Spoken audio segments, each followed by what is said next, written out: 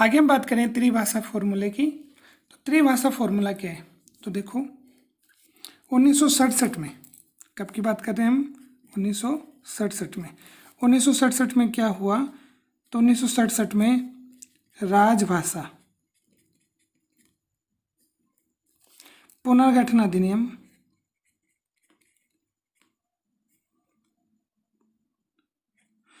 तो 1967 में राजभाषा पुनर्गठन अधिनियम आया और इस अधिनियम के माध्यम से बात किसकी की गई, त्रिभाषा फॉर्मूले की।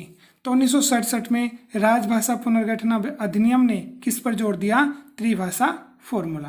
और ये त्रिभाषा फॉर्मूला क्या है, तो इस त्रिभाषा फॉर्मूले में 3 भाषाओं पर जोर दिया गया, एक हिंदी, दूसरा अंग्रेजी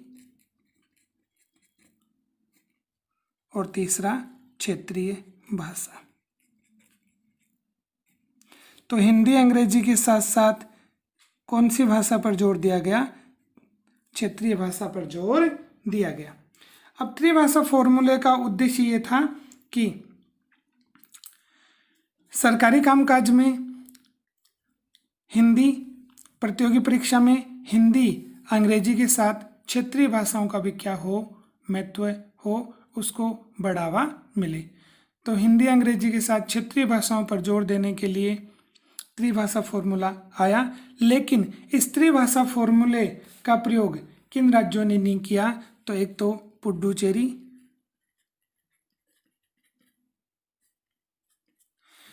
इसके साथ तमिलनाडु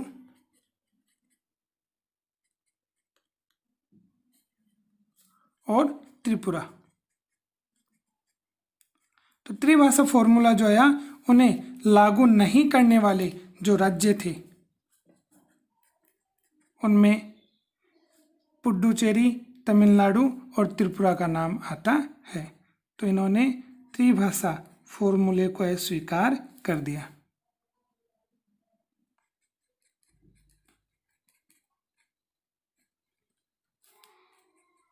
तो इन्होंने त्रिभाषा फॉर्मूले का क्या किया, विरोध किया। अगर दक्षिण भारत की हम बात करें तो दक्षिण भारत में हिंदी को सम्मान की दृष्टि से नहीं देखते हैं, ऐसा मानते हैं कि हिंदी जो है वो उत्तर भारत की भाषा है और वो दक्षिण भारत की जो क्षेत्रीय भाषाएं हैं उन्हें नुकसान पहुंचाएगी, इसलिए वो उसका क्या करते हैं, विरोध करते हैं। तो त्रिभाषा फॉर्मूले को पुडुचेरी, तमिलनाडु और त्रिपुरा ने लागू नहीं किया। और इसी समय देखो तमिलनाडु में एक व्यक्ति का नाम आता है जिनका नाम था E.V. रामास्वामी नायकर पेरियार।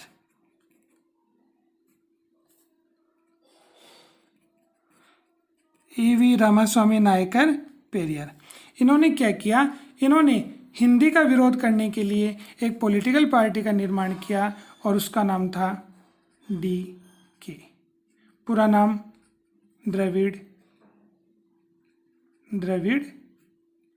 कसगम या कड़गम। तो ये राजनीतिक पार्टी बनाई और इस पार्टी के माध्यम से उन्होंने हिंदी का क्या किया, विरोध किया। किसने, E.V. रामास्वामी नायकर पेरियार ने। तो इस प्रकार से दक्षिण भारत के जो लोग थे वो हिंदी को महत्व नहीं देते थे।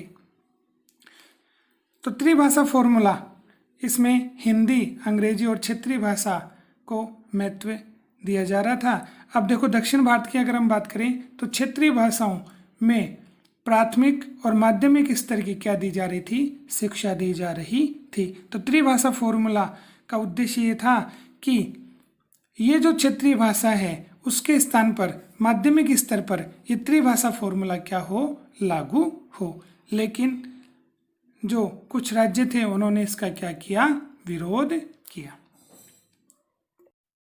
अब हम बात करते हैं कि आखिर भाषावाद की जो समस्या है उसे किस प्रकार से दूर किया जा सकता है। तो भाषावाद को दूर करने के लिए कौन कौन से उपाय हैं। तो भाषावाद की समस्या भाषावाद की समस्या के समाधान के उपाय।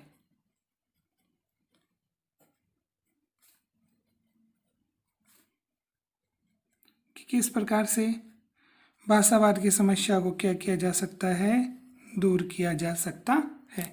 तो पहले उपाय में अगर हम लें तो पहली बात ये है कि लोगों को ये समझाया जाए। ठीक है, लोगों को क्या करना, समझाना।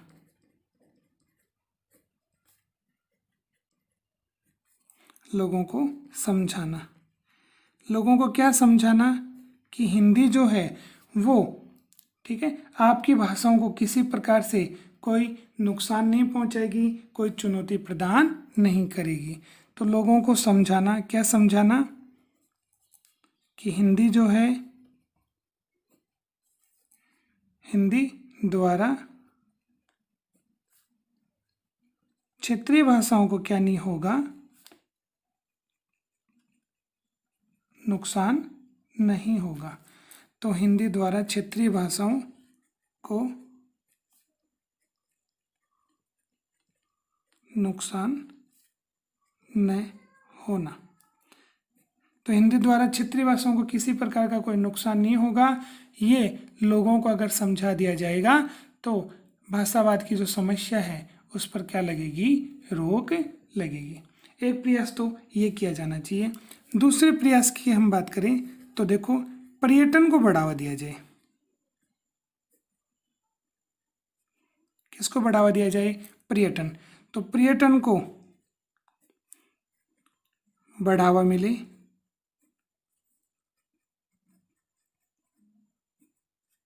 और उस पर्यटन में कौन सी भाषा पर ज़्यादा जोर दिया जाए, तो उस पर्यटन में हिंदी को ज़्यादा महत्व दिया जाए। अब हिंदी को ज़्यादा महत्व इसलिए दिया जा रहा है कि हिंदी को संपर्क भाषा बनाने का क्या किया जा रहा है, प्रयास किया जा रहा कि हिंदी अगर संपर्क भाषा बनेगी तो विविधता होते हुए भी भारत देश के जो लोग हैं वो आपस में एक दूसरे से जुड़ेंगे, एक दूसरे के विचारों को अच्छे से पहचानेंगे, जिससे भाषावाद की जो समस्याएं हैं वो आएंगी ही नहीं। तो भाषावाद के साथ साथ अन्य जो समस्याएं उन पर भी रोक लगेगी अगर हिंदी का हम ज़्यादा से ज़्यादा क्या करेंगे, विकास करेंगे। तो पर्यटन को बढ़ावा मिले और उस पर्यटन में कौन सी भाषा को ज़्यादा महत्व दिया जाए, तो पर्यटन में हिंदी भाषा को ज़्यादा महत्व दिया जाए। अगर तीसरा हम सुझाव लें तो त्रिभाषा फॉर्मूले को अच्छे ढंग से क्या किया जाए, लागू किया जाए। तो त्रिभाषा फॉर्मूला जो है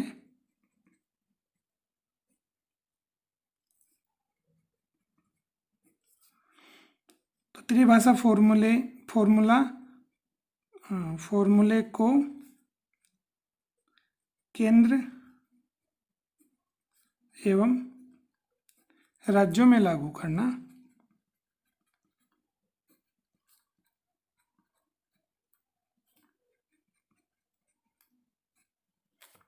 तो केंद्र और राज्य में त्रिभाषा फॉर्मूले को क्या करना, लागू करना। तो ऐसा करने से क्या होगा, भाषाओं का आदान प्रदान होगा और हिंदी का भी क्या होगा, विकास होगा। तो इस प्रकार से त्रिभाषा फॉर्मूले के बाद में अगर हम बात करें तो अंग्रेजी भाषा की बात करें कि अंग्रेजी भाषा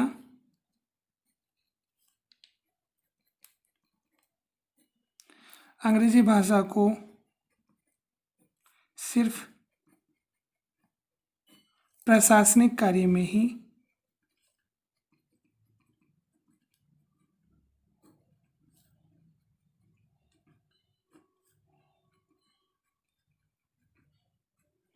तो अंग्रेजी भाषा को सिर्फ प्रशासनिक कार्य में ही प्रयोग में लाना।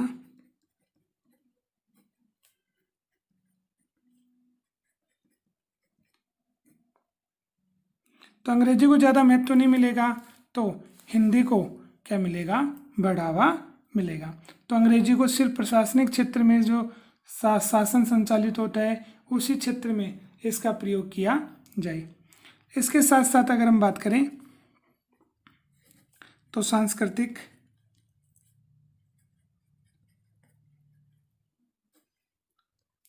एवं शैक्षणिक जो गतिविधियां हैं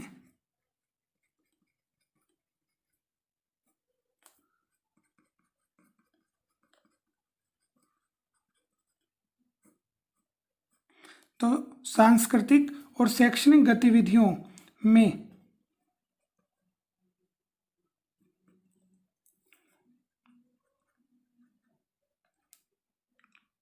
भाषाओं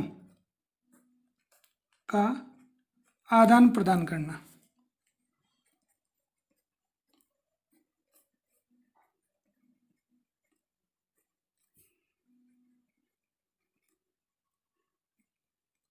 कि जो भी सांस्कृतिक कार्यक्रम हो, जो भी शिक्षा के आधार पर जो भी कार्यक्रम निर्धारित हों, उनमें विभिन्न भाषाओं का क्या करना, आदान प्रदान करना, उसका प्रयोग करना, ताकि लोगों को भाषाओं की जानकारी मिले और लोगों का आपस में क्या हो, जुड़ाव बढ़े।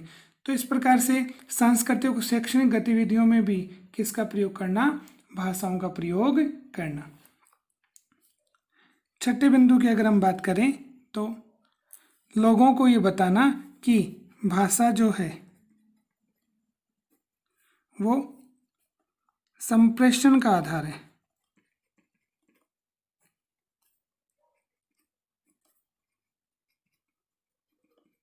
भाषा किसका आधार है?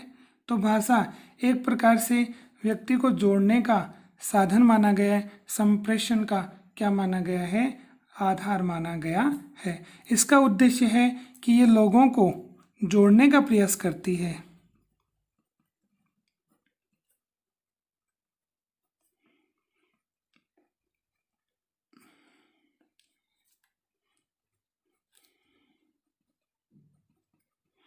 तो इसके माध्यम से लोगों को जोड़ा जाता है, न कि इसके माध्यम से लोगों को तोड़ने का प्रयास किया जाता है। तो भाषा संप्रेषण का आधार है, ये लोगों को जोड़ती है, न कि तोड़ने का प्रयास करती है। तो इस प्रकार से लोगों को समझा करके, अंग्रेजी भाषा का प्रयोग कम करके, त्रिभाषा फॉर्मूले को लागू करके और सांस्कृतिक और शैक्षणिक गतिविधियों में विभिन्न भाषाओं का प्रयोग करके हम भाषावाद की जो समस्या है उसे काफ़ी हद तक रोक सकते